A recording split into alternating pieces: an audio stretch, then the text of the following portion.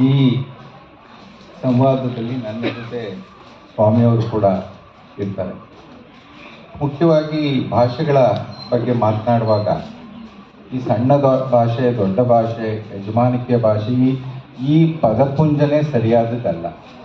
ಭಾಷೆನಲ್ಲಿ ದೊಡ್ಡದು, ಚಿಕ್ಕದು, ಸಣ್ಣದು ಈ ಥರದ ವ್ಯತ್ಯಾಸ ಎಲ್ಲೂ ಇಲ್ಲ. ಭಾಷೆ ಭಾಷೆ ಭಾಷೆ ಒಂದು ಬದುಕು. ಭಾಷೆ ಆ ಸಮುದಾಯಗಳ ಬಾಂಧವ್ಯವನ್ನು, ಸಾಮರಸ್ಯವನ್ನು, ಪ್ರೀತಿ ವಾತ್ಸಲ್ಯವನ್ನು, ಬದುಕನ್ನು ಮತ್ತು ಅದರ ಜೊತೆಗೆ ಅವರು ಹೇಳಬೇಕಾಗಿದ್ದನ್ನು ತಿಳಿಸ್ಕೊಡ್ಲಿಕ್ಕಿರ್ತಕ್ಕಂಥ ಒಂದು ಬಹಳ ಮುಖ್ಯವಾದಂಥ ಸಾಧನೆ. ಭಾಷೆ ಅಂದರೆ ಕೇವಲ ಸಂವಹನ ಮಾತ್ರ ಅಲ್ಲ, ಭಾಷೆ ಬದುಕನ್ನು ಕಟ್ಕೊಡುತ್ತೆ. ಭಾಷೆ ಜನರನ್ನ ಒಟ್ಟಿಗೆ ಹಿಡಿದಿಡುತ್ತೆ. ಬಾಂಧವ್ಯ, ಪ್ರೀತಿ ಎಲ್ಲವೂ ಕೂಡ ಇರುತ್ತೆ. ಹಾಗಾಗಿ ನಾವೆಲ್ಲೋ ಒಂದು ಕಡೆ ಪ್ರಾಪಂಚಿಕ ಅಥವಾ ಜಾಗತಿಕ ಮಟ್ಟದಲ್ಲಿ ಆಂಗ್ಲ ಭಾಷೆಯ ಯಜಮಾನಿಕೆಯನ್ನು ಅಥವಾ ರಾಷ್ಟ್ರ ಮಟ್ಟದಲ್ಲಿ ಹಿಂದಿಯ ಯಜಮಾನಿಕೆಯನ್ನು ಹೇಳುವಾಗ ಕರ್ನಾಟಕದಲ್ಲಿ ಕನ್ನಡದ ಯಜಮಾನಿಕೆಯನ್ನು ಕೂಡ ಭಾಳ ಸೂಕ್ಷ್ಮವಾಗಿ ನೋಡಬೇಕಾಗುತ್ತೆ. ಗೊತ್ತು ನನಗಿದು ಭಾಳ ಸೂಕ್ಷ್ಮವಾದಂಥ ವಿಚಾರ. ಎಷ್ಟೋ ಸಂದರ್ಭಗಳಲ್ಲಿ ನಾವು ಆಯಾ ರಾಜ್ಯ ಭಾಷೆಗಳನ್ನು ಖಂಡಿತ ಒಂದು ಅಧಿಕೃತ ಭಾಷೆ ಅಂತ ಒಪ್ಕೊಂಡಿರ್ತೇವೆ, ಆ ಗೌರವ ಸ್ಥಾನ ಅದೆಲ್ಲವೂ ಸರಿ. ಆದರೆ ಅದರ ಜೊತೆಗೆ ಏನು ಬೇರೆಲ್ಲ ಭಾಷೆಗಳಿರ್ತವೆ ಅವನ್ನು ಅಷ್ಟೇ ಪ್ರಮಾಣದಲ್ಲಿ ನಾವು ಗೌರವಿಸಬೇಕಾಗುತ್ತೆ ಮತ್ತು ಆ ಭಾಷೆಗಳ ಬೆಳವಣಿಗೆಗೂ ಕೂಡ ನಾವು ಅಷ್ಟೇ ಪ್ರಮಾಣದಲ್ಲಿ ಗಮನವನ್ನು ಹರಿಸಬೇಕಾಗುತ್ತೆ. ನಮ್ಮ ದೇಶದಲ್ಲಿ ಒಂದು ದೊಡ್ಡ ದುರ್ದೈವದ ಸಂಗತಿ ಅಂದರೆ ಏನಂದರೆ, ಭಾಷೆಗಳ ಕುರಿತಂತೆ ನಾವು ಇಲ್ಲಿವರೆಗೆ ಒಂದು ಪೂರ್ಣವಾದಂಥ ಸರ್ವೆ ಅಥವಾ ಏನನ್ನು ಮಾಡಿಲ್ಲ. ಎಷ್ಟು ಭಾಷೆಗಳಿದ್ದಾವೆ ಏನು ಅನ್ನೋದ್ರ ಬಗ್ಗೆ ನಮಗೆ ಜನಗಣತಿನಲ್ಲಿ ಯಾರು ತಾಯ್ನುಡಿ ಮಾತನಾಡ್ತಾರೆ ಅಥವಾ ಯಾವ ಭಾಷೆ ಮಾತನಾಡ್ತಾರೆ ಅದ್ರ ಮೇಲೆ ವರ್ಗೀಕರಣ ಮಾಡಿ ಅದನ್ನು ಏನು ನಾವು 8 ಶೆಡ್ಯೂಲಲ್ಲಿ 22 ಭಾಷೆಗಳ ಜೊತೆಗೆ ಬೇರೆ ಬೇರೆ ಭಾಷೆಗಳು ಏನು ಅಂತ ಹೇಳೋದನ್ನು ಬಿಟ್ಟರೆ, ನಿಜವಾಗಲೂ ಆ ಭಾಷಾ ಸಮುದಾಯಗಳು ಯಾವುದಿದ್ದಾವೆ, ಅವು ಎಷ್ಟಿದ್ದಾವೆ, ಯಾರ್ಯಾರು ಎಷ್ಟೆಷ್ಟು ಮಾತನಾಡ್ತಾರೆ, ಅದಕ್ಕೆ ನಾವು ಏನು ಗೌರವಿಸ್ತೀವಿ ಅನ್ನೋದ್ರ ಬಗ್ಗೆ ಎಲ್ಲೂ ದತ್ತಾಂಶ ಇಲ್ಲ. ಹಾಗಾಗಿ ನಾನು ಇವತ್ತಿನ ಚರ್ಚೆಯ ತಾತ್ವಿಕ ಚೌಕಟ್ಟು, ನಾರ್ಮೇಟಿವ್ ಫ್ರೇಮ್ವರ್ಕ್ ಅಂತ ನಾವೇನು ಕರೀತೇವೆ, ಅದಕ್ಕೆ ಮುಖ್ಯವಾಗಿ 2 ಅಂಶಗಳನ್ನು ಇಲ್ಲಿ ಪ್ರಸ್ತಾಪ ಮಾಡಲಿಕ್ಕೆ ಇಷ್ಟಪಡ್ತೇನೆ. ಒಂದು, ಭಾಷೆಗಳು, ವಿಶೇಷವಾಗಿ ಆ ಸಮುದಾಯದ ಭಾಷೆಗಳು ಉಳಿಬೇಕು, ಅದನ್ನು ಬೆಳೆಸಲಿಕ್ಕೆ ಎಲ್ಲ ರೀತಿಯ ಕ್ರಮಗಳನ್ನು ಆ ಸ್ಟೇಟ್ ಪಾರ್ಟೀಸ್ ತಗೋಬೇಕು ಅಂತ ಏನು universal declaration of linguistic rights 1996 ಅದನ್ನು ಬಹಳ ಪಾಪ್ಯುಲರ್ ಆಗಿ ನಾವು ಬಾರ್ಸಿಲೋನಾ ಡಿಕ್ಲರೇಷನ್ ಅಂತ ಕರೀತೇವೆ.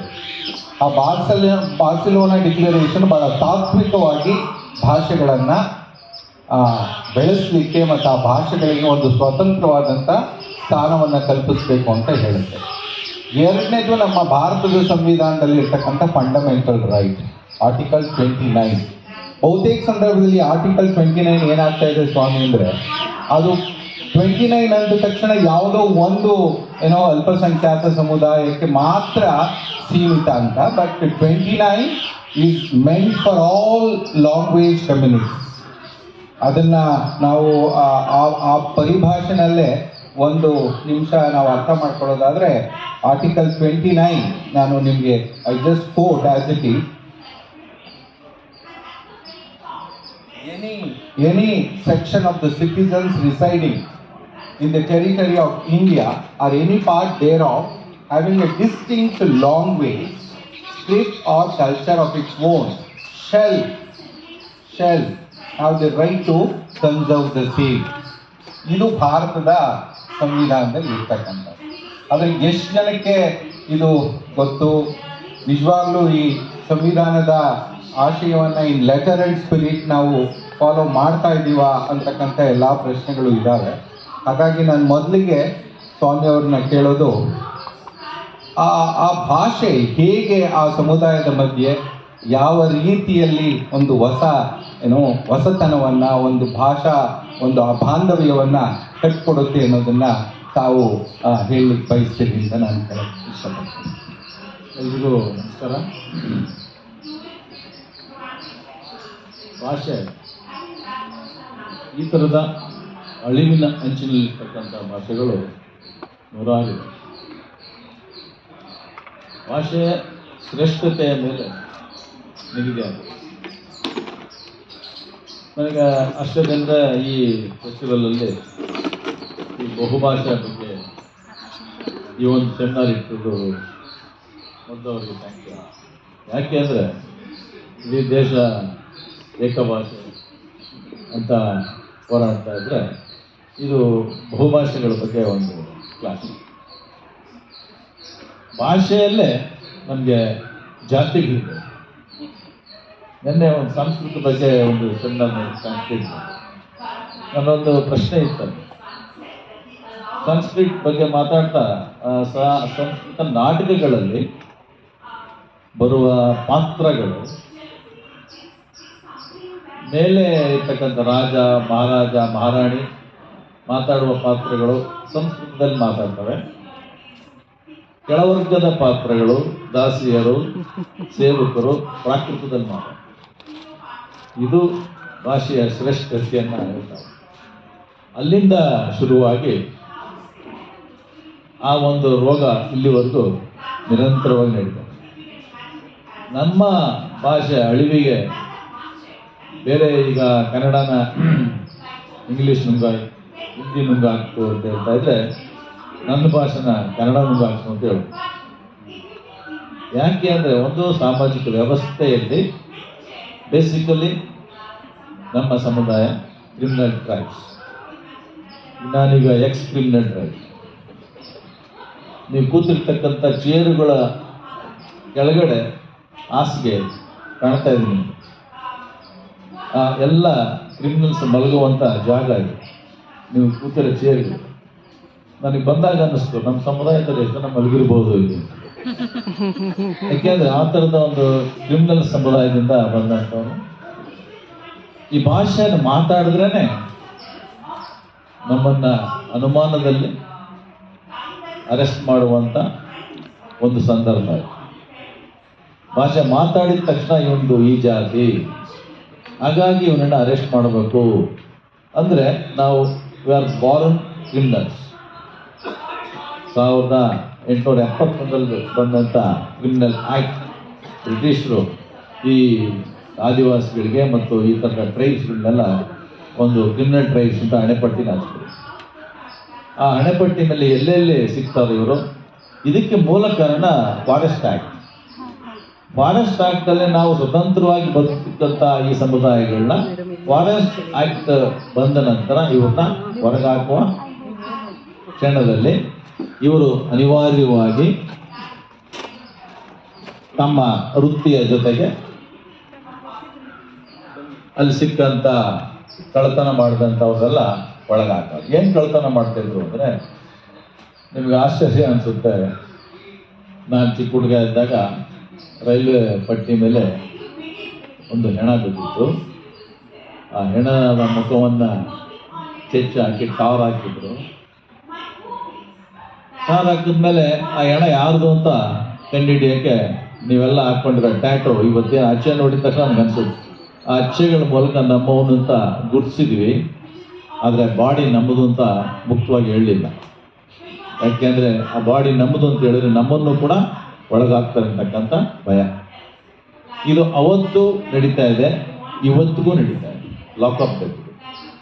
ಈ ನಡುವೆ ಈ ಸಮುದಾಯಗಳು ಭಾಷೆಯನ್ನು ಮಾತಾಡುವುದನ್ನು ನಿಲ್ಲಿಸ್ತಾರೆ ಅಂದರೆ ಎಲ್ಲೋ ಒಂದು ಕಡೆ ಭಯ ಮತ್ತು ಕೀಳಿರಿಮೆಯಿಂದ ಈ ಭಾಷೆ ಮೂಲೆಗುಂಪಾಗ್ತಾ ಬರ್ತಾರೆ. ಈಗ ಆ ಭಾಷೆ ಬಗ್ಗೆ ನಾನೊಂದು ಕನ್ನಡ ಸ್ಕ್ರಿಪ್ಟಲ್ಲಿ ಮತ್ತು ಇಂಗ್ಲೀಷ್ ಸ್ಕ್ರಿಪ್ಟಲ್ಲಿ ಸ್ವಲ್ಪ ಪರಿಚಯಾತ್ಮಕವಾಗಿ ಒಂದು ಬುಕ್ ತರುವ ಪ್ರಯತ್ನದಲ್ಲಿ. ಈ ಶ್ರೇಷ್ಠ ಕನಿಷ್ಠ ಚಿಂತನೆ ಇದೆಯಲ್ಲ, ಇದು ಒಂದು ರೀತಿ ಹೊಸ ಸಂಕಥನ. ನೀವು ಈ ಜಾಗತೀಕರಣ, ಉದಾರೀಕರಣ ಮತ್ತು ಖಾಸಗೀಕರಣದ ಪ್ರಕ್ರಿಯೆಯನ್ನು ಗಮನಿಸ್ತಾ ಹೋದರೆ ಬಹಳ ಸ್ಪಷ್ಟವಾಗಿ ಅವರು ಇದನ್ನ ಸೃಷ್ಟಿ ಮಾಡ್ತಾರೆ. ಕನಿಷ್ಠ ಶ್ರೇಷ್ಠ. ಈಗ ಉದಾಹರಣೆಗೆ ನೀವು ಆಂಗ್ಲ ಭಾಷೆಯನ್ನು ತಗೊಂಡ್ರೆ ಬಹುಶಃ ಅದಕ್ಕೆ ಬರ್ತಕ್ಕಂಥ ಸಾಮಾಜಿಕ ಸ್ಥಾನಮಾನ ಸ್ಥಿತಿ ಇವೆಲ್ಲವೂ ಕೂಡ ಒಂದು ರೀತಿಯಲ್ಲಿ ನಾವು ಈ ಸೂಕ್ಷ್ಮತೆಗಳನ್ನು ಗಮನಿಸ್ಕೊಳ್ತಾ ಹೋಗದೆ ಇದ್ರೆ ಖಂಡಿತ ನಾವು ಈ ಭಾಷೆಗಳನ್ನು ಬೆಳೆಸಲಿಕ್ಕೆ ಎಷ್ಟರ ಮಟ್ಟಿಗೆ ಸಾಧ್ಯ ಅನ್ನೋ ಒಂದು ಸೂಕ್ಷ್ಮತೆ ಕೂಡ ನಮಗಿರಬೇಕು. ಇದನ್ನು ಹೇಳ್ತಾ ಲಕ್ಷ್ಮಿ ಅವರು ನಮ್ಮನ್ನು ಸೇರ್ಕೊಂಡಿದ್ದಾರೆ. ಈಗಾಗಲೇ ಸ್ವಾಮಿಯವರು ಹೇಳಿದ್ರು, ಆ ಭಾಷೆ ಬೆಳೆಯೋದಿರಲಿ, ಅದನ್ನು ಅಡಗಿಸ್ತಕ್ಕಂಥ, ಧ್ವನಿನೇ ಅಡಗಿಸ್ತಕ್ಕಂಥ ಒಂದು ಕೆಲಸ ಎಷ್ಟು ವ್ಯವಸ್ಥಿತವಾಗಿ ಒಂದು ಇಡೀ ಸಮುದಾಯವನ್ನೇ ನೀವು ಅಪರಾಧೀಕರಣಗೊಳಿಸೋದಿದೆಯಲ್ಲ, ಅದು ಸ್ವತಂತ್ರ ಭಾರತದ 75 ವರ್ಷದ ನಂತರ ಸ್ವಾಮಿ ಬಹಳ ಗಂಭೀರವಾದಂಥ ಅಂಶ ಇದು. ಇಡೀ ನಾಗರಿಕರು ತಲೆ ತಗ್ಗಿಸೋ ಅಂಶ ಇದು. ಸೊ ಹಾಗಾಗಿ ಮೊನ್ನೆ ನಡೆದಂಥ ಒಂದು ಘಟನೆ, ಟಿಪ್ಪೂರ್ ಹತ್ರ ಒಬ್ಬ ನಮ್ಮನ್ನು ಅರೆಸ್ಟ್ ಆಗಿದೆ. ನಮ್ಮ ಭಾಷೆಗಳಲ್ಲಿ ಕೆಲವು ಪದಗಳು ಇಲ್ಲವೇ ಇಲ್ಲ. ನಿಮ್ಗೆ ಆಶ್ಚರ್ಯ ಅಂತ ಅಂದರೆ, ಒಂದು ಸಂಸ್ಕೃತಿಯಲ್ಲಿ ಒಂದು ಪದ ಇದೆ ಅಂದರೆ ಅದು ಆ ಬದುಕಿನಲ್ಲಿ ಇರಬೇಕು ಅಂತ ಇರುತ್ತೆ ಕೂಡ. ನಿಮ್ಗೆ ಆಶ್ಚರ್ಯ, ಊಟ ಅನ್ನೋಕ್ಕೆ ನಮ್ಮ ಭಾಷೆಯಲ್ಲಿ ಪದ ಇದೆ. ಊಟ ಮಾಡ್ದ ಅಂತ ಕೇಳಂಗೆ ಇಲ್ಲ. ಏನು ಮತ್ತೆ ಅಂದರೆ ಮುದ್ದೆ ತಿಂದ ಅಂತ ಕೇಳೋದು. ಮುದ್ದೆನೇ ಅವ್ನಿಗೆ ಊಟ. ಅಂದರೆ ಊಟದ ಕಲ್ಪನೆ ನಾವು ಇವತ್ತು ನೋಡಿದ್ವಲ್ಲ, ಎಲ್ಲ ಆಶ್ಚರ್ಯ ಇದೆ. ಇನ್ಮೇಲೆ ಜೈಲಲ್ಲೇ ಕಾರ್ಯಕ್ರಮ ಮಾಡಬೇಕು. ಯಾಕಂದರೆ ಬಹುಭಾಷಾ, ಬಹು ಊಟ ಎಲ್ಲ ಇದೆ ಇಲ್ಲಿ. ಮಾಂಸ, ಚಿಕನ್ ಎಲ್ಲ ಯಾವುದೇ ಸಂಸ್ಕೃತಿ ಇಲಾಖೆಗಳು ಅರೇಂಜ್ ಮಾಡಲ್ಲ. ಆ ಥರದ ಒಂದು ಸಮಸ್ಯೆಗಳು ಬರ್ತವೆ ಇಲ್ಲಿ. ನಾನು ಯಾಕೆ ಹೇಳ್ತಾ ಇದ್ದೀನಿ ಅಂದರೆ, ಇಲ್ಲಿ ಈ ಭಾಷೆಗಳಲ್ಲಿ ಅಂದರೆ ಒಂದು ರೀತಿ ಕೀಳಿರಿಮೆ, ಇನ್ನೊಂದು ಕಳ್ಳತನದ ಹೊರೆ ಹೊರಿಸ್ತಾರೆ ಅನ್ನೋದು ಗೊತ್ತಾಗುತ್ತೆ. ಮೊನ್ನೆ ಟಿಪ್ಪೂರ್ ಹತ್ರ ನಡೆದಂಥ ಒಂದು ಘಟನೆ, ಅವನು ದೇವ್ರನ್ನೇ ಕದ್ಬಿಟ್ಟಿದೆ. ನಾನು ಸೊ ದೇವರುಗಳು ಇಲ್ಲವೇ ಇಲ್ಲ, ಈ ನಿರೀಶ್ವರವಾದಿಗಳು. ದೇವರು ನಮ್ಗೆಲ್ಲೂ ಅನ್ನ ಸಿಗುತ್ತಾ ಅಲ್ಲಿ. ಅದಕ್ಕೆ ವಚನಗಳು ಬೆಳ್ತಾನೆ, ಒಡಲಗೊಂಡವ ಹಸಿವ, ಒಡಲಗೊಂಡವ ಹುಸಿವ, ಒಡಲಗೊಂಡವನೆಂದು ನೀನೆನ್ನ ಜಡಿತೊಮ್ಮೆ ನುಡಿಯದಿರಾ, ನೀನೆನ್ನಂತೆ ಒಡಲುಗೊಂಡು ನೋಡ ರಾಮನಾಥ. ಹಂಗಾಗಿ ನಮ್ಮವರು ಸುಳ್ಳು ಹೇಳೋದು ಮತ್ತೆ ಕಳ್ಳತನ ಮಾಡೋದು ಸಹಜ. ಅವನ್ನ ತಗೊಂಡವರು ಲಾಕಪ್ಪಲ್ಲಿ ಚೆನ್ನಾಗಿ ಹೊಡ್ತಿದ್ದಾರೆ. ಬರೀ ಒಂದು 25 ವರ್ಷ ಇರ್ತಾರೆ ಅವ್ರಿಗೆ. ಸೊ ಅವರು ಏನು ರಿಪೋರ್ಟ್ ಕೊಡ್ತಾರೆ ಅಂದರೆ, ಅವನ್ನ ಮಾಲ್ನ ರಿಕವರಿ ಮಾಡಕ್ಕೆ ಕರ್ಕೊಂಡು ಹೋಗ್ತಾ ಇದ್ವಿ, ಮತ್ತೆ ಕುಸ್ತ ಹಾಸ್ಪಿಟ್ಲಿಗೆ ಸೇರಿಸಿದ್ವಿ, ಮುಗಿದೋದು. ಸೊ ಇದು ಲಾಕಪ್ ಡೆತ್ ಅಂತ ಎಲ್ಲರಿಗೂ ಗೊತ್ತಿದ್ದು, ನಾವು ಕೆಲವು ಸ್ನೇಹಿತರನ್ನೆಲ್ಲ ಕಳಿಸಿ ಪರಿಶೀಲನೆ ಮಾಡಿದಾಗಲೂ ಕೂಡ ಅವ್ರ ಪೇರೆಂಟ್ಸು ಓದಾಕ್ ಬಿಡ್ರಿ ಸರ್ ಅಂತೇಳಿ ಆ ಪೊಲೀಸರ ಹತ್ರ ರಾಜ್ಯ ಅಂದರೆ ನೆಕ್ಸ್ಟ್ ನಮ್ಮನ್ನು ಹಿಡಿತಾರೆ ಅನ್ನೋ ಭಯ. ಈ ಥರದ ಒಂದು ಸ್ಥಿತಿಯಲ್ಲಿ ಇವತ್ತಿಗೂ ಈ ಸಮುದಾಯಗಳು ಬದುಕ್ತಾ ಇದ್ದಾರೆ. ನನ್ನ ಲಕ್ಷ್ಮಿಯವರು ಏನು ಹೇಳ್ತಾರೆ, ಅವರ ಭಾಷೆ ವಿಶೇಷವಾಗಿ ಸಿದ್ಧಿ ಭಾಷೆ, ಆ ಭಾಷೆ ನಾನು ಆಗಲೇ ಹೇಳಿದೆ, ಭಾಷೆಗಳಲ್ಲಿ ತಾರತಮ್ಯ ಅನ್ನೋದೇ ಒಂದು ರೀತಿಯ ದೊಡ್ಡ ಆತಂಕದ ವಿಷಯ. ನಿಮ್ಮ ಭಾಷೆ ಹೇಗೆ ನಿಮ್ಮ ಸಮುದಾಯವನ್ನು ಒಗ್ಗೂಡಿಸಲಿಕ್ಕೆ ಅವರ ಮಧ್ಯೆ ಪ್ರೀತಿ ವಾತ್ಸಲ್ಯ ಮತ್ತು ಅದಕ್ಕೆ ಬಂದಿರತಕ್ಕಂಥ ಈಗಿನ ಆತಂಕಗಳೇನು ಸ್ವಲ್ಪ ತಿಳಿಸ್ಕೊಡ್ತೀರಾ? ನಮಸ್ಕಾರ ಸರ್, ನನ್ನ ಹೆಸರು ಲಕ್ಷ್ಮಿ ಅಂತ. ನಾನು ಉತ್ತರ ಕನ್ನಡ ಜಿಲ್ಲೆಯ ಯಲ್ಲಾಪುರ ತಾಲೂಕ ನಿವಾಸಿ. ನಾನು ಅಲ್ಲಿ ನಮ್ಮದು ಜೀವನ ಅಂದರೆ ಬೇರೆಯವರ ಒಂದು ಮನೆಗಳಿಗೆ ಹೋಗಿ ಕೂಲಿ ಕೆಲಸ ಮಾಡಿ ಜೀವನ ಮಾಡೋದಂಥದ್ದು ನಮ್ಮದು ಜೀವನ. ಅದರಲ್ಲಿ ನಾವು ಆಫ್ರಿಕಾದ ಮೂಲದವರು ಅಂತ ಹೇಳ್ಕೊಂಡು ಒಂದು 500 ವರ್ಷದ ಇತಿಹಾಸ ಹೇಳ್ತದೆ. ಆದರೆ ನಾವು ಆಫ್ರಿಕಾದ ಭಾಷೆ ಯಾವ್ದು ನಮ್ದು ಅಂತ ಹೇಳ್ಕೊಂಡು ನಮಗೆ ಯಾವುದೂ ಗೊತ್ತಿಲ್ಲ. ನಾವು ಇಲ್ಲಿ ಬಂದ ಮೇಲೆ ಬೇರೆಯವರೆಲ್ಲ ಮಾತಾಡೋದು ಶಬ್ದಗಳನ್ನು ಅನುಸರಿಸಿ ನಮ್ಮದೇ ಜನಾಂಗದವರು ನಾವು ಕೊಂಕಣಿ ಮಿಕ್ಸ್ ಮರಾಠಿ ಮಿಕ್ಸ್ ಭಾಷೆಯನ್ನು ನಾವು ಮಾತಾಡ್ತಾ ಇದ್ದೀವಿ. ಆ ಭಾಷೆಯಿಂದ ನಮ್ಮ ಜನಾಂಗದವರಿಗೆ ಮಾತಾಡಲಿಕ್ಕೂ ಮತ್ತು ಬೇರೆ ಜನರ ಜೊತೆಗೆ ನಮಗೆ ಸಂಘಟನೆ ಮಾಡಲಿಕ್ಕೆ ಅಥವಾ ಅವ್ರ ಜೊತೆಗೆ ಹೊಂದಾಣಿಕೆ ಮಾಡಲಿಕ್ಕೆ ಅವ್ರದ್ದು ಯಾವ ಭಾಷೆ ಇರುತ್ತೋ ಆ ಊರಲ್ಲಿ ಆ ಭಾಷೆನ ನಾವು ಮಾತಾಡ್ತಾ ಇದ್ದೀವಿ. ಮತ್ತು ನಾವು ಕರ್ನಾಟಕದಲ್ಲಿ ಸುಮಾರು 500 ವರ್ಷದ ಹಿಂದಿಂದ ಬಂದ್ವಿ, ಆಫ್ರಿಕಾದವರಾಗಿದ್ದರು, ಬ್ರಿಟಿಷರು ನಮಗಿಲ್ಲಿ ತಂದರು ಅಂತ ಹೇಳ್ಕೊಂಡು ಇತಿಹಾಸ ಹೇಳ್ತಾ ಇದ್ವಿ. ಆದರೆ ನಮಗೆ ಅಲ್ಲಿನ ಮೂಲ ಭಾಷೆ ಯಾವುದೋ ನಮಗೂ ಗೊತ್ತಿಲ್ಲ.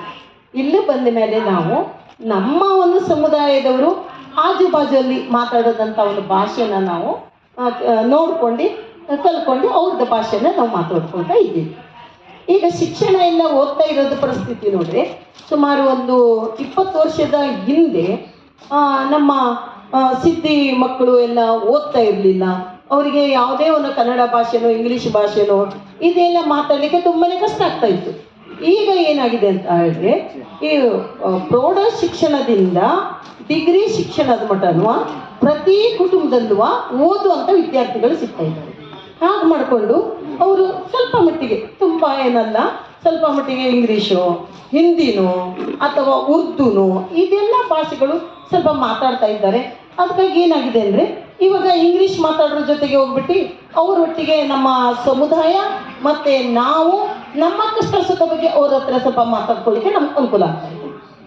ಇದೆಲ್ಲ ನಮ್ಮದೊಂದು ಮೇಲ್ ಪರಿಸ್ಥಿತಿ. ಮತ್ತು ಕರ್ನಾಟಕದಲ್ಲಿ ನಾವು ಸುಮಾರು ಒಂದು 40,000ದಿಂದ 50,000 ಮಟನೂ ಜನಸಂಖ್ಯೆ ಇದ್ದೀವಿ. ಹೀಗೆ ಇನ್ನು ಮತ್ತು ರಾಜಕೀಯದಲ್ಲಿ ಹೇಳಬೇಕಂದ್ರೆ ನಮ್ಮ ಸಿದ್ಧಿ ಜನರಿಗೆ ರಾಜಕೀಯ ಬಗ್ಗೆ ಯಾವುದೇ ಗಾಳಿನೇ ಇಲ್ಲ. ಒಬ್ಬ ವ್ಯಕ್ತಿ ಮಾತ್ರ ವಿಧಾನಸೌಧದ ಮೆಟ್ಟಲು ಏರಿದ್ದಾರೆ.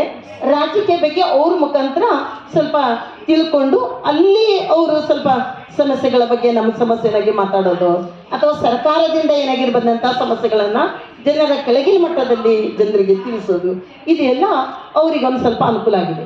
ಬೇರೆ ಹಿಂಗೆ ಪಂಚಾಯಿತಿ ಮೆಂಬರು ಅಥವಾ ತಾಲೂಕಾ ಪಂಚಾಯತ ಇಲ್ಲಿನೆಲ್ಲ ಬಾಂಧವ್ಯದ ಬಗ್ಗೆ ಏನೂ ಗಾಳಿನೇ ಗೊತ್ತಿಲ್ಲ ನಮ್ಮ ಜನರಿಗೆ. ಹೀಗೆ ಮಾಡಿಕೊಂಡು ಸ್ವಲ್ಪ ಹಿಂಗೆ ಆದರೂ ಏನಾಗಿದೆ, ನಮ್ಮ ಜನರಲ್ಲಿ ಹಿಂದೂ, ಮುಸ್ಲಿಂ, ಕ್ರಿಶ್ಚಿಯನ್ ಈ 3 ಜನಾಂಗದವರು ಇದ್ದಾರೆ. 3 ಜನಾಂಗದವರು ಸಿದ್ಧಿನೇ. ಆದರೆ ಅವ್ರವ್ರ ಭಾಷೆಗಳಂದರೆ ಈಗ ಆ ಏರಿಯಾದಲ್ಲಿ ಅವರವ್ರು ಹೆಂಗೆ ಮಾತಾಡ್ತಾರೆ ಅದನ್ನು ನೋಡಿಬಿಟ್ಟು ಅದು ನಮ್ಮದೊಂದು ಕೊಂಕಣಿ ಮಿಕ್ಸ್, ಮರಾಠಿ ಮಿಕ್ಸು ಈ ಭಾಷೆನ ಕಲಿತಾ ಇದ್ದಾರೆ, ಮಾತಾಡ್ತಾರೆ ಜನರ ಜೊತೆಗೆ. ಮುಖ್ಯವಾಗಿ ಗಮನಿಸಬೇಕಾದ ಒಂದು ಅಂಶ ಏನಂತ ಹೇಳಿದ್ರೆ, ಒಂದು ಕೆಲವು ಭಾಷೆಗಳ ಬಗ್ಗೆ ನಾವೇ ಒಂದು ತೀರ್ಮಾನಕ್ಕೆ ಬಂದ್ಬಿಟ್ಟಿರ್ತೀವಿ. ಈಗ ಲಕ್ಷ್ಮಿ ಅವ್ರು ಹೇಳಿದ್ರಲ್ಲ, ಇದು ಆಫ್ರಿಕಾದಿಂದ ಬಂದಂಥ ಭಾಷೆ, ಸೊ ಅದು ಬಹುಶಃ ನಮಗೆ ದೂರ ಅನ್ನೋ ರೀತಿಯಲ್ಲಿ. ಆದ್ರೆ ಈಗ ಅವರೇ ಹೇಳ್ತಿದ್ದಾರೆ, ನಿಜವಾಗ್ಲೂ ಆ ಆಫ್ರಿಕಾಗೂ ನಮಗೂ ಹೆಚ್ಚಿನ ಸಂಬಂಧನೇ ಇಲ್ಲ. ಇಲ್ಲಿ ನಾವು ಇಲ್ಲಿನ ಜನರ ಜೊತೆ ಬೆರೀತಾ ಅಲ್ಲಿ ಒಂದಾಗ್ತಾ ನಾವು ಕಟ್ಕೊಂಡಂಥ ಭಾಷೆ ಅಂತ. ಹಾಗಾಗಿ ಎಲ್ಲೋ ಒಂದು ಕಡೆ ಬಾರ್ಸಿಲೋನಾ ಡಿಕ್ಲರೇಷನ್ ಅಲ್ಲಿ ಬಹಳ ಸ್ಪಷ್ಟವಾಗಿ ಏನು ಹೇಳ್ತವೆ, ಎಲ್ಲೋ ಒಂದು ಕಡೆ ಈ ಭಾಷೆ ಬೆಳವಣಿಗೆಗೂ ರಾಜಕೀಯಕ್ಕೂ ಬಹಳ ನಿಕಟವಾದಂಥ ನೆನಪಿದೆ. ಅಂದರೆ ರಾಜಕೀಯವಾಗಿ ನಮಗೆ ಪ್ರಾತಿನಿಧ್ಯ ಸಿಕ್ಕಿದಾಗ ಭಾಷೆ ಬೆಳವಣಿಗೆಯ ಜೊತೆಗೆ ಸಾಮಾಜಿಕವಾಗಿ, ಆರ್ಥಿಕವಾಗಿ ಆ ಸಮುದಾಯಗಳು ಬೆಳೆದಂಥ ಉದಾಹರಣೆಗಳು ಸಂಶೋಧನೆಯಲ್ಲೂ ಕೂಡ ತುಂಬ ಇದಾವೆ. ಈಗ ನೀವು ಹೇಳಿದ್ರಲ್ಲ, ನಿಮ್ಮ ಒಬ್ಬರು ಪ್ರತಿನಿಧಿ ವಿಧಾನಸೌಧದ ಮೆಟ್ಟಿಲು ಹತ್ತಿದ್ದಾರೆ, ಏನು ಶಾಸಕರಾಗ ಏನಾಗಿ? ಅದು ವಿಧಾನಸೌಧದ ಶಾಸಕರಾಗಿ. ಬಹಳ ನಮ್ಮಲ್ಲಿ ಅವರು ಇಲ್ಲ, ಅವರು ಆ ಸಮುದಾಯದಲ್ಲಿ ಆ ಪ್ರಾತಿನಿಧ್ಯನೂ ಇಲ್ಲ. ಭಾಷೆ ಈಗ ನಮ್ದು ಈ ಭಾಷೆ, ನಮ್ಮ ಭಾಷೆ ಇದೆಯಲ್ಲ, ಅದು ತೆಲುಗು, ತಮಿಳು ಮತ್ತು ಕನ್ನಡ ಈ ಭಾಷೆಗಳ ಸಮ್ಮಿಶ್ರ ಒಂದು, ಅದು ಯಾವ ಮಿಶ್ರ ಭಾಷೆ, ಕಸರೆ ಪಿಸರೆ ಅಂತ ಬೈತಾರೆ ನಮ್ಮನ್ನೆಲ್ಲ ಕನ್ನಡ ಮಾತಾಡೋದು. ಆದರೆ ಈ ಭಾಷೆನ ಇತ್ತೀಚೆಗೆ ಅಂಪಾನ ಹೇಳಿದಂಗೆ ಇಲ್ಲಿರುವ ಕೆಲವು ಪದಗಳು, ನಮ್ಮ ಭಾಷೆಯಲ್ಲಿರುವ ಪದಗಳು ಮತ್ತು ಕರಾವಳಿಯ ಇವರು ಮೀನ್ಗುಲ್ಗಿರಲ್ಲಿರ್ತಕ್ಕಂಥ ಕೆಲವು ಪದಗಳು, ಆಫ್ರಿಕಾದಲ್ಲಿರ್ತಕ್ಕಂಥ ಕೆಲವು ಪದಗಳು ಸಾಮ್ಯತೆ ಇದೆ ಎನ್ನುವ ಮಾತನ್ನ ಅಂಪಾನ ಗುರುತಿಸಿದ್ದಾರೆ. ಆಮೇಲೆ ಇತ್ತೀಚೆಗೆ ಈ ಜೆನೆಟಿಕಲಿ ಸ್ಟಡೀಸ್ ಪ್ರಕಾರ ಇದು ಉತ್ತರ ದ್ರಾವಿಡನ, ದಕ್ಷಿಣ ದ್ರಾವಿಡನ ಅಥವಾ ಪೂರ್ವ ದ್ರಾವಿಡನ ಅನ್ನೋದನ್ನ ಲಿಂಗ್ವಿಸ್ಟಿಕ್ನವರು ದೀರ್ಘವಾಗಿ ಅಧ್ಯಯನ ಮಾಡ್ತಾರೆ. ನಮಗೆ ನೋಡಿ, ಈಗ ನಮ್ಮ ಭಾಷೆಯಲ್ಲಿ ಕನ್ನಡದಲ್ಲಿರ್ತಕ್ಕಂಥ ಕೆಲವು ಪದಗಳು, ಹಳೆಗನ್ನಡದಲ್ಲಿರ್ತಕ್ಕಂಥ ಕೆಲವು ಪದಗಳು ನಮ್ಮ ಭಾಷೆಯಲ್ಲಿ ಹಾಗೆ ಉಳಿದಿದೆ. ಈ ಪುಲಿ, ಹಳೆಗನ್ನಡದಲ್ಲಿ ಪುಲಿನೇ ಇದೆ. ನಮಗೆ ಪಾಲು, ಈ ಥರದ ಒಂದು ಪಟ್ಟಿನೇ ಮಾಡಿದೆ. ಇದು ಈ ಥರದ ಕೆಲವು ಪಕಾರ ಕನ್ನಡದಲ್ಲಿ ಹಕಾರ ಆಗಿದೆ, ಆದರೆ ನಮ್ಮ ಭಾಷೆಯಲ್ಲಿ ಪಕಾರವಾಗಿ ಉಳಿಸ್ಕೊಂಡಿದೆ. ಪಾಮ್, ಹಾವು, ಪಾಮ್ ಅಂದರೆ ಹಾವು, ಈ ಪಕಾರ ಹಕಾರ, ಈ ಥರದ ಪದಗಳು. ಆಮೇಲೆ ಸಮಾನಾರ್ಥ ಪದಗಳು, ಕೆಲವು ಉಳಿ ಅನ್ನೋ ಪದನ ಮೊನ್ನೆ ನಮ್ಮ ವೆಂಕಟೇಶ್ನವರು ಎಲ್ಲ ಮಾತಾಡ್ತಾ ಚೆನ್ನಾಗಿ ಮಾತಾಡಿದ್ರು. ಅವರು ಭಾಳ ದೀರ್ಘವಾಗಿ ಸ್ಟಡಿ ಮಾಡಿದರು. ಈ ಉಳಿನ ಪದ ಇರಾನ್ನಲ್ಲಿರ್ತಕ್ಕಂಥ ಪರ್ಷಿಯಾದಲ್ಲಿ ಪದ ಉಳಿ ಸೇಮ್, ತಮಿಳಲ್ಲಿ ಸೇಮ್, ಕನ್ನಡದಲ್ಲಿ ಸೇಮ್, ನಮ್ಮಲ್ಲೂ ಸೇಮ್. ಉಳಿ ಉಳ್ಳಿ ಅಂದರೆ ಒಳಗಡೆ. ಈ ಥರದ ಪದಗಳನ್ನ ನಮ್ಮ ಕನ್ನಡದಲ್ಲಿ ಈ ಥರ ಭಾಷಾ ಅಧ್ಯಯನ ಆಗೇ ಇಲ್ಲ. ನೀವು ಹೇಳಿದಂಗೆ ಆ ದಿಕ್ಕಲ್ಲಿ ಲಿಂಗ್ವಿಸ್ಟಿಕ್ ವಿದ್ಯಾರ್ಥಿಗಳು ಅಧ್ಯಯನ ಮಾಡಬೇಕು ಅಥವಾ ಅದನ್ನ ಒಂದು ಅಕಾಡೆಮಿಯವರು ಅದನ್ನ ಪ್ರಯತ್ನ ಮಾಡಬೇಕು ಅಂತ ಇದು ಬಹುಶಃ ಮುಖ್ಯವಾಗಿ ನಾನು ಅರ್ಥ ಮಾಡ್ಕೊಂಡಿದ್ದೇನೆಂದ್ರೆ, ಕರ್ನಾಟಕಕ್ಕೆ ಕನ್ನಡ ಅಸ್ಮಿತೆ, ಅದರ ಬಗ್ಗೆ ಭಿನ್ನಾಭಿಪ್ರಾಯ ಇಲ್ವೇ ಇಲ್ಲ. ಈ ಭಾಷೆಗಳೆಲ್ಲವೂ ಕೂಡ ಕನ್ನಡದ ಅಸ್ಮಿತೆ. ಯಾಕಂದ್ರೆ ಈ ಭಾಷೆಯಿಂದ ಮೊನ್ನೆ ಮುಖ್ಯಮಂತ್ರಿಗಳೆಲ್ಲೋ ಒಂದು ಕಡೆ ಮಾತನಾಡುವಾಗ ಹೇಳಿದ್ದಾರೆ, ಈ ಭಾಷೆಗಳು ಸುಮಾರು ಕನ್ನಡಕ್ಕೆ ಕೊಡುಗೆಯನ್ನು ನೀಡಿದ್ದಾವೆ, ಕನ್ನಡ ಭಾಷಾ ಬೆಳವಣಿಗೆಗೆ, ಕನ್ನಡ ಭಾಷೆಯ ಇದಕ್ಕೆ ಈ ಭಾಷೆಗಳ ಬೆಳವಣಿಗೆ ಕೂಡ ಬಹಳ ಮುಖ್ಯವಾಗಿ. ಹಾಗಾಗಿ ಎಲ್ಲೋ ಒಂದು ಕಡೆ ಈ ಭಾಷೆಗಳು ನಿಜವಾಗ್ಲೂ ಕನ್ನಡದ ಅಸ್ಮಿತೆ. ಸೊ ಹಾಗಾಗಿ ಒಂದು ಕಡೆ ನಾವು ಈ ಭಾಷೆಗಳಿಗೂ ಮತ್ತು ಕನ್ನಡಕ್ಕೂ ಏನು ಸಂಬಂಧ ಇಲ್ಲ ಅನ್ನೋ ರೀತಿಯಲ್ಲಿ ಆ ಥರದ ವಿಚಾರ ಬರೋದೇ ಇಲ್ಲ. ಯಾಕಂದ್ರೆ ಒಂದು ಸೊ ಈಗ ಉದಾಹರಣೆಗೆ ನೀವು ದಕ್ಷಿಣ ಕನ್ನಡವನ್ನು ತೆಗೆದುಕೊಂಡ್ರೆ ಅಲ್ಲಿ ಕನ್ನಡ 5ನೇ ಸ್ಥಾನ, ತುಳು 1ನೇ ಸ್ಥಾನ. ಬೇರೆಲ್ಲ ನೀವು ಜಿಲ್ಲೆಗಳನ್ನು ಹೋಲಿಸಿದ್ರೆ ಬಹುತೇಕ ಜಿಲ್ಲೆಗಳಲ್ಲಿ ಕನ್ನಡ ಮೊದಲ ಸ್ಥಾನದಲ್ಲಿದೆ, ಉರ್ದು 2ನೇ ಸ್ಥಾನ, ಈ ಥರ ಇದ್ದಾವೆ. ಆದರೆ ದಕ್ಷಿಣ ಕನ್ನಡದಲ್ಲಿ ಕನ್ನಡನೇ 5ನೇ ಸ್ಥಾನ. ಸೊ ಹಾಗಾಗಿ ಒಂದು ನಿಜವಾಗಲೂ ಈ ಸಣ್ಣ ಭಾಷೆಗಳು ಅಂತ ನಾನು ಯಾವತ್ತೂ ಕರೆಯಲ್ಲ. ಈ ಭಾಷೆಗಳೇನಿದ್ದಾವೆ ಒಂಥರ ಬೇಕಾದ್ರೆ ಇದನ್ನ ವಿಶಿಷ್ಟವಾದಂಥ ಭಾಷೆಗಳು ಏನಿದ್ದಾವೆ ಅವು ಖಂಡಿತ ಕನ್ನಡಕ್ಕೆ ಬಹಳ ದೊಡ್ಡ ಕೊಡುಗೆಯನ್ನು ನೀಡಿದ್ದಾವೆ. ಸೊ ಹಾಗಾಗಿ ನಾನು ಲಕ್ಷ್ಮಿ ಅವ್ರ ಹತ್ರ ಮತ್ತೆ ಸ್ವಾಮಿ ಅವ್ರ ಹತ್ರ ಬಯಸೋದಿಕ್ಕೇನೆಂದ್ರೆ, ಖಂಡಿತ ಯಾವುದೇ ಒಂದು ಸಮುದಾಯಕ್ಕೆ ನನ್ನ ಭಾಷೆ ಉಳಿಬೇಕು, ನನ್ನ ಭಾಷೆ ಬೆಳಿಬೇಕು, ಆ ಭಾಷೆ ಮತ್ತಷ್ಟು ಮುಂದಕ್ಕೆ ಹೋಗ್ಬೇಕು ಅನ್ನೋ ಒಂದು ಹಂಬಲ ಇದ್ದೇ ಇರುತ್ತೆ. ಯಾಕಂದ್ರೆ ಆ ಸಮುದಾಯದ ನಡುವೆ ಆ ರೀತಿಯ ಒಂದು ಬಾಂಧವ್ಯವನ್ನು ಕಟ್ಕೊಂಡಿರುತ್ತೆ. ಸೊ ಆ ನಿಟ್ಟಲ್ಲಿ ನೀವು ಯಾವ ರೀತಿ ಅಂದ್ರೆ ಈಗ ನಿಮ್ಮ ಭಾಷೆ ಅದು ಉಳಿಬೇಕು, ಬೆಳಿಬೇಕು ಅಂದ್ರೆ ನಿಮ್ಮ ಮನಸ್ಸಲ್ಲಿ ಏನಿದೆ, ಯಾವ ರೀತಿ ಅದನ್ನ ಉಳಿಸಿ ಬೆಳೆಸಲಿಕ್ಕೆ ಸಾಧ್ಯ ಅನ್ನೋದನ್ನ ಈಗ ನಾನೊಂದು ಪ್ರಯತ್ನ ಒಂದು 500 ಪೇಜಸ್ ಪುಸ್ತಕ ತರ್ತಾ ಇದ್ದೀನಿ. ಅಂದ್ರೆ ಕನ್ನಡ ಅಂದ್ರೆ ತೀರ ಲಿಂಗ್ವಿಸ್ಟಿಕ್ ಇಂದಲೇ ಅಲ್ಲ, ಪರಿಚಯಾತ್ಮಕವಾಗಿ ನಮ್ಮ ಭಾಷೆಯಲ್ಲಿ ನೋಡಿ. ನಿಮಗೆ ಆಶ್ಚರ್ಯ, ಭಾರತದ ಪೀಠಿಕೆನ ನಮ್ಮ ಭಾಷೆಯಲ್ಲಿ ಯಾವುದೋ ಸಂವಿಧಾನ ದಯವಿಟ್ಟು ದಯವಿಟ್ಟು ದಯವಿಟ್ಟು ಭಾರತದ ಸಂವಿಧಾನ ನಿನ್ನಿವಾತ భారతట జనరాన నంబరు ಭಾರತದ ಅಡ್ಡಿಗೂ ಎಕ್ವಾನ ಸಮಾನ ಸಮಾಜದ ಒಂದು ಧರ್ಮ ಇಲ್ಲಾರ್ದ ಜನಗಳಿಗೆ ಬೆರೆದಾಗಿ ಗುಂಪು ನಾಟಕಗಳನ್ನ ಕಟ್ಟಡಕ್ಕಾಗಿ ಭಾರತದ ಜನಾಂಗಕ್ಕಾಗಿ ಸಮಾಜದ ಲೆಕ್ಕ ಲಯವಣಿತ ತಿರುಗಿ ರಾಜಕೀಯ ನ್ಯಾಯಯುತ ವಿಚಾರ ಸಾಹಿತ್ಯ ವಿಚಾರ ವಾಸ್ತವಿಕ ನಂಬಿಕೆತ ಧರ್ಮ ತಿರುಗಿ ಆಚರಣೆಟ ಸ್ವತಂತ್ರತ ಸ್ಥಾನಮಾನ ತಿರುಗಿ ಅವಕಾಶಗಳಿಟ ಸ್ಥಾನಮಾನತ ಸಿಕ್ಕಿರ್ತೀರಿ ಸಹಿತಕ್ಕಾಗಿ ಮನಸ್ಸು ಮರ್ಯಾದೆ ಒಂದೇ ನಾಟಕ ಆಗಿ ತಿರುಗಿ ಅಪೂಟ ಅಡ್ಡಾರಂಚಿ ಅಣ್ತೆಂಬಿರ ಮಾಟ ಭಾವಣಿಕ ಸೇರ್ಪಿಕ್ಕಾಗಿ ಗಟ್ಟಿ ಇಚ್ಛಿಸಿ ಎಂದು ನಮ್ದು ಸಂವಿಧಾನ ಸಭಿತ್ಕೋರು 1949 ಇಸ್ವಿಟ ನವೆಂಬರ್ 26 ದಿನತಂಡ್ರು ಈ ಸಂವಿಧಾನ ನಂಬರೇ ಕುರ್ತಿಕೊಂಡು ಒಪ್ಪಿಕೊಂಡು ಶಾಸನದಾಗಿ ಓದ್ಕೊಂಡಿದ್ದೀವಿ. ಆ ಸಮುದಾಯಕ್ಕೆ ಈಗ ಒಂದು ದೇಶ ಒಂದು ಭಾಷೆ ಒಂದು ಚುನಾವಣೆ ಅಂತಿರೋರಿಗೆ ಬಹುಶಃ ಈ ಸೂಕ್ಷ್ಮತೆಗಳ ಅರ್ಥ ಆಗುತ್ತಾ ಇಲ್ವೋ ಗೊತ್ತಿಲ್ಲ ನನಗೆ. ಬಹುಶಃ ನಿಜಕ್ಕೂ ಗ್ರೇಟ್ ಸರ್. ಬೇಗ ಆ ಪುಸ್ತಕ ಬರಲಿ, ನಾನು ಎಷ್ಟು ಅರ್ಥ ಮಾಡ್ಕೊಳಕ್ಕಾಗುತ್ತೆ ಅರ್ಥ ಮಾಡ್ಕೊಳ್ತೀನಿ. ಓಕೆ ಹಾಂ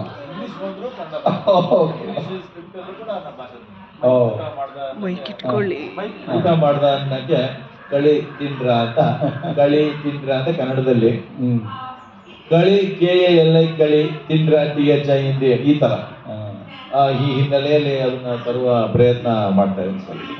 ಅದಕ್ಕೆ ಸಾಕಷ್ಟು ಜನ ಸಹಕರಿಸಿದ್ದಾರೆ. ನಮ್ಮ ಮಮತಾ ಅವರು ಅದಕ್ಕೆ ತುಂಬಾ ಸಹಕರಿಸಿದ್ದಾರೆ. ಬಹುಶಃ ನಮ್ಮ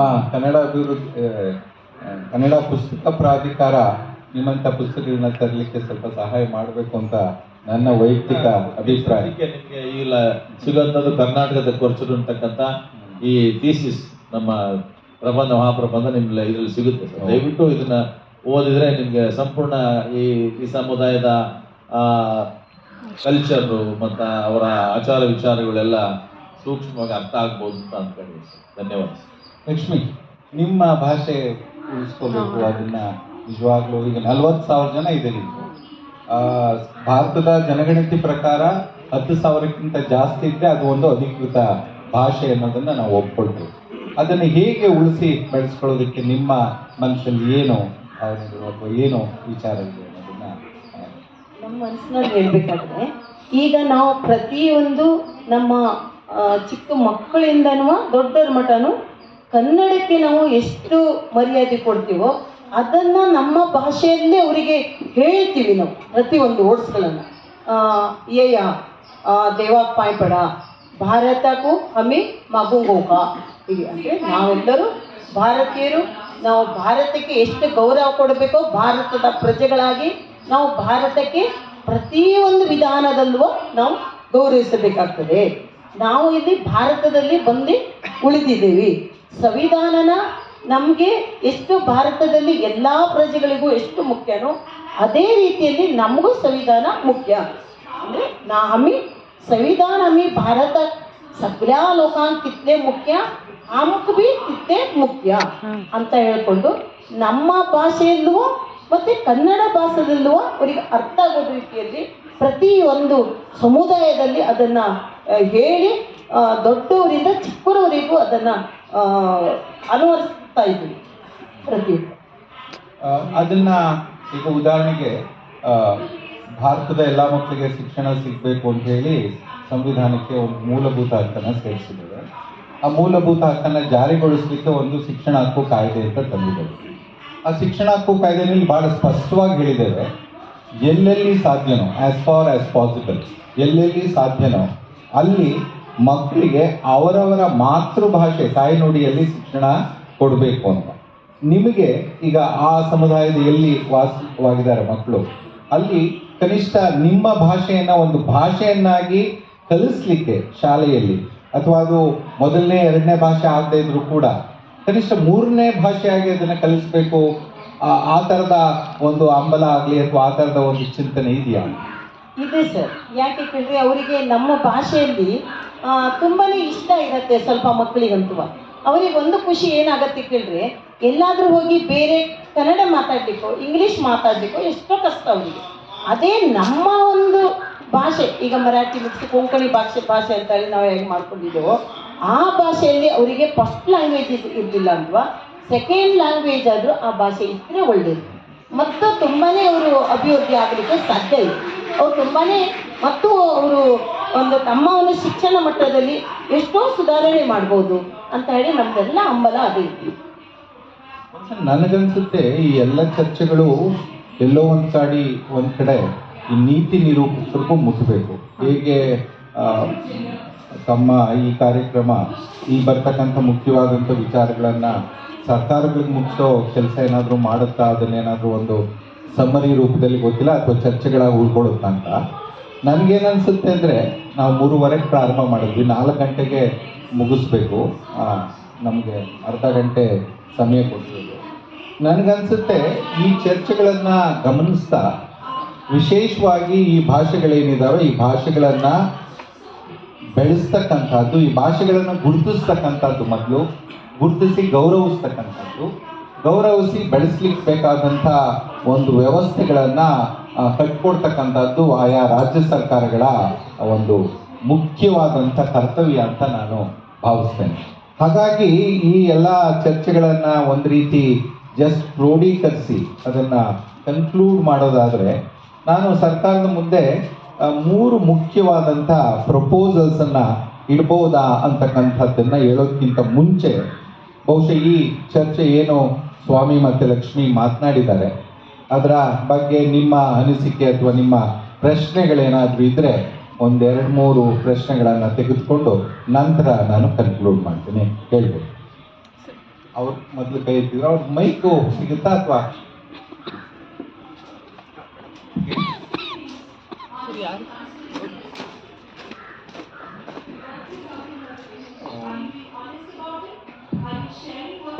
ಸರ್, ಈಗ ಭಾಳಷ್ಟು ಭಾಷೆಗಳು ಭಾಳ ಜನ ಮಾತಾಡೋಂಥ ಭಾಷೆಗಳು, ಅಂದರೆ ಭಾಳ ಜನ ಗೊತ್ತೂ ಇಲ್ಲ ಈ ಭಾಷೆಗಳಿದಾವಂತ.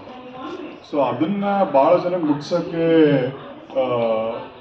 ಆರ್ಟಿಸ್ಟಿಕ್ಸ್ ಆ್ಯಂಡ್ ಸಿನಿಮಾ ಥ್ರೂ ಮುಟ್ಸೋಕ್ಕೆ ಪ್ರಯತ್ನಗಳು ಮಾಡಬೇಕಾ ಅಂತ. ಒಂದು ಎಕ್ಸಾಂಪಲ್ ಆಗಿ ಈಗ ಬಾಹುಬಲಿಯಲ್ಲಿ ಒಂದು ಕ್ಲಿಪ್ ಭಾಷೆ ಅಂತ it's very near to African ಭಾಷೆ ಅಂತ ಯೂಸ್ ಮಾಡೋದು, ಆದಮೇಲೆ ಅದು ಭಾಳ ಪಾಪ್ಯುಲರೈಸ್ ಆಯಿತು. ಹಾಗೆ ನಮ್ಮ ಮೂವಿಗಳಲ್ಲಿ ಅಥವಾ ನಮ್ಮ ಆರ್ಟ್ ಫಾರ್ಮ್ಸ್ಗಳಲ್ಲಿ ಈ ಭಾಷೆಗಳನ್ನು ಉಪಯೋಗಿಸಿದರೆ ಭಾಳ ಜನಕ್ಕೆ ಇದರದ ಬಗ್ಗೆ ಮುಟ್ಟಿಸಬಹುದಾ ಅನ್ನೋದು ಪ್ರಶ್ನೆ. ಸ್ವಲ್ಪ ಮಟ್ಟಿಗೆ ಕೆಲವು ಸಿನಿಮಾಗಳಲ್ಲಿ ಆಗಿದೆ, ಬಹುಶಃ ಹಿಂದಿ ಭಾಷೆ ಒಂದು ಹಾಡು ಕೂಡ ಅದು ಬಂದಿದೆ, ಯಾವುದೋ ಒಂದು ಭಾಷೆಯಲ್ಲಿ ನಾನು ಕೇಳಿದ್ದೇನೆ. ಅದು ಒಂದು ಮಾರ್ಗ. ನಾನು ಹೇಳ್ತೇನೆ ನನ್ನ ಪ್ರಸ್ತಾವನೆಗಳು ಹೇಳುವಾಗ. ಹೌದಾ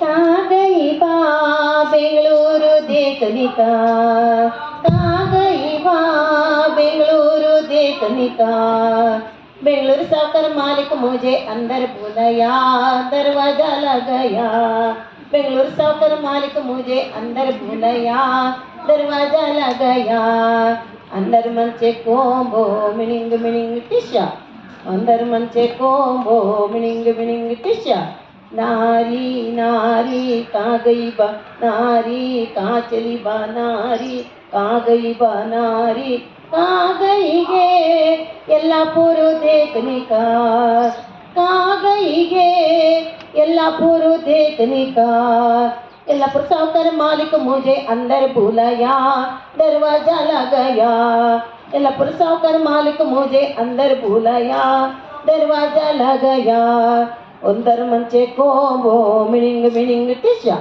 अंदर मंचे कोंबो मिनिंग मिनिंग टिशा. ಇದು ಏನಾಗುತ್ತೆ ಅಂದರೆ ಅನೇಕ ವಾದ್ಯ ಇಲ್ಲ, ಅದು ಹಾಡು ಅನೇಕ ಅರ್ಥಗಳನ್ನು ಕೂಡ ಕೊಡುತ್ತೆ.